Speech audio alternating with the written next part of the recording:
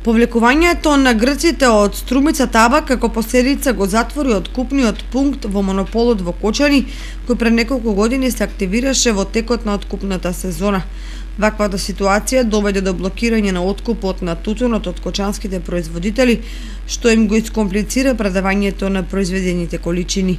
Наместо во објектите на некогашниот монопол, тутунарите балите со тутун сега мораат да ги носат во соседните градови каде функционираат откупните пунктови. Новата ситуација им создава дополнителни транспортни трошоци на земјоделците, кои никој не им ги покрива. Тутунарите во шега велат дека добро што сме малку на број и со мали количини, па некако ќе го продадеме тутунот, и потенцираат дека без квалитетни кооперативни односи нема реални можности за одгледување на оваа захтевна култура.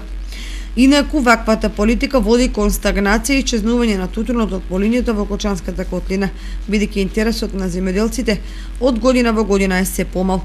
Годинава тутун одгледуваа околу 30 земјоделци, и тоа на мали површини, што е своевидна најава за негово целосно исчезнување од кочанските ниви. Од друга страна, климатските промени кои диктираат промена на сеидбената структура и преориентација кон култури кои се мали потрошувачи на вода, долгорочно гледано може да влијаат за постепено враќање на тутунот во полињата, особено поради фактот дека откупните цени секоја година растат и се движат од 160 до 280 денари, зависно од квалитетот, при што се постигнува просечна цена од 210 денари за килограм.